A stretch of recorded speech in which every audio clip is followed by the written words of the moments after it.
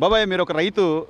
ఈ పరిసరాల్లో రైతులు కానీ పొలాలకు కానీ లేకపోతే పొలాలకు సంబంధించిన పనులు చేసుకోవడానికి కానీ అసలు ఎంత ఇబ్బందులు ఉండేవి గతంలో? నరకం చూసామండి. ఆడు తిరిగి రావాలంటే గంటన్నర పట్టేది టైం. షార్ట్ కట్ శాలలోకి రావాలంటే బంధించేవాళ్ళు.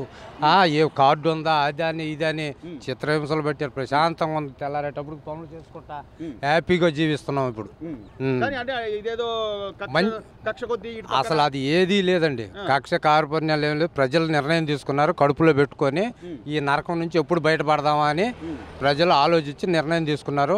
ప్రశాంత సురక్షితంగా ఉండాలి ప్రజలు. ఇప్పుడు సీఎం అనే వ్యక్తి ప్రజలకు అందుబాటులో ఉండాలి. ప్రజలకి ఏ ఇబ్బందులు పెట్టకుండా వాళ్ళకి ఫ్రీగా ఏదైనా కావాలంటే ఇంకా చేసేలా ఉండాలి. కానీ మొత్తం బారికేడ్లు పెట్టేసేసి ఎక్కడికక్కడ ఆపేసి అసలు ఈ నిర్బంధం మీరు గమనించారు? ఎప్పుడైనా అనుకున్నారు ఇట్లా ఉంటుంది? మనకి చరిత్రలో లేదు, ఇక్కడ ఎక్కడ ప్రపంచంలోనే లేదు. ఇంత కట్టుదిట్టంగా ఈ తెల్లారులు అయితే 4ంటికి లేచి పనులు చేసుకోవాలంటే అడు తిరిగి రావాలి.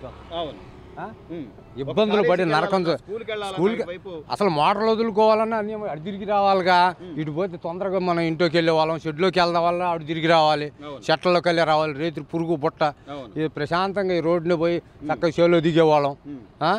దేవుడు మా ఎందుండి ఈ కష్టాల నుంచి ఒడ్డెక్కేస్తాడు. కానీ ఓటేసేటప్పుడు ఆలోచించారా? అంటే మనలో తిరిగిన వ్యక్తి, మన బుగ్గలు పట్టుకున్నాడు, మన చేతులు పట్టుకున్నాడు, నాకు ఒక ఛాన్స్ అన్న వ్యక్తి ఈ రోజున ఇంత నియంతృత్వంగా ఎక్కడా కూడా జనాలకు కదలనీయకుండా లేకపోతే ఆయన మీద ప్రశ్నించకుండా ఏది కూడా మాట్లాడకుండా చేస్తాడని ఎప్పుడైనా అనుకున్నారా? ఇంకా ఊహించని సాగంటండి.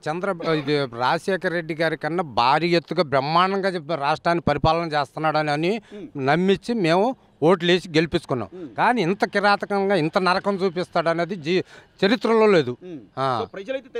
తెలుసుకున్నారు. కానీ నేను కూడా ఈ విజయవాడ నుంచి మంత్రాలయం దాకా సర్వే చేసుకుంటా అమ్మ జగనన్న పరిపాలన ఎట్టుంది, మళ్ళీ ఒకసారి గెలిపించుకొని అభివృద్ధి చేస్తున్నాడు, పథకాలు ఇస్తున్నాడు అని అంటే జనం కొట్టడానికి వచ్చారండి.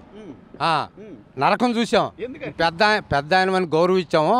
ఇంటి మీద కప్పు వేసుకోలేకపోయాం ఇసుక లేక. ఈ రేకుల్లో మగ్గి సస్తున్నాము. ఆ భగవంతుడు ఎప్పుడు కన్ను తెరుస్తాడు అని ఇంతంత ఇచ్చేసి చేయనని నరకం చూశాడు మండి. ఆయన రైతు ఈ రోజున పోలవరం సమీక్ష గాని చంద్రబాబు నాయుడు గారు అన్నా క్యాంటీన్లో ప్రతి పేదవాడికి అన్న 5 రూపాయల భోజనం గాని, పొలం పనికి వెళ్ళి 5 రూపాయలు అయితే ఆడసోడ మొత్తం తిని నీళ్లు కట్టుకుంటూ ఉండేవాళ్ళం. అది దాటిని కూల్చేశాడు. ఇంత అన్నదానం కన్నా గొప్పది లేదు. అన్నదానం గొప్పది. ఆ అన్నదానం ఆ భగవంతుడు అన్నదానమే చేశాడు. ఆయన మా ఆస్తులకి ఆయన బొమ్మ ఏంటండి, గవర్నమెంట్ ముద్ర వేయాలి. కానీ మా ఉండ కాతి కూర్చి 1/2 ఎకరం చెంటు నేల కూడా ఆయన బొమ్మ వేసుకుంటే ఇంకా రేపు ఇది తీసుకెళ్ళి తాకట్టు పెడితే మేమేమైపోవాలి, మా పిల్ల జల్ల మేమేమైపోవాలా? ఇంతమంది ముఖ్యమంత్రులు చేశారు, వాళ్ళ బొమ్మలు వేసుకున్నారండి. యథార్థం చెబుతున్నాం. నడి రోడ్డు మీద ఉండి రైతుగా అలాంటి వ్యక్తి మీరు ఎలా జగనన్నకు ఓటేయమని చెప్పి ప్రచారం చేశారు? మీరు చేశాడంటే రాజశేఖర రెడ్డి గారు ఇంత అరాజకం చేయలేదండి. 2019 అప్పుడు మీరు రూపాయి కూడా సంపాదించుకున్నామండి రాజశేఖర రెడ్డి ప్రభుత్వంలో. 5 ఏళ్లలో చూసాం. ఆయన ప్రభుత్వం పర్లేదులే అనుకున్నాం.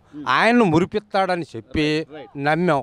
వయసు ఉంది, కుర్రాడు, రాష్ట్రాన్ని అభివృద్ధి చేస్తాడు, ముసలాయన అయిపోయాడు చంద్రబాబు, ఈయన కూడా చూద్దామని మనస్ఫూర్తిగా చూసి వేసామండి. ఇంత 5 ఏళ్లలో కోసాలు కదిలిపోయి నడువులు ఇరిగిపోయి నేల పట్టుకొని లెగుతున్నాం.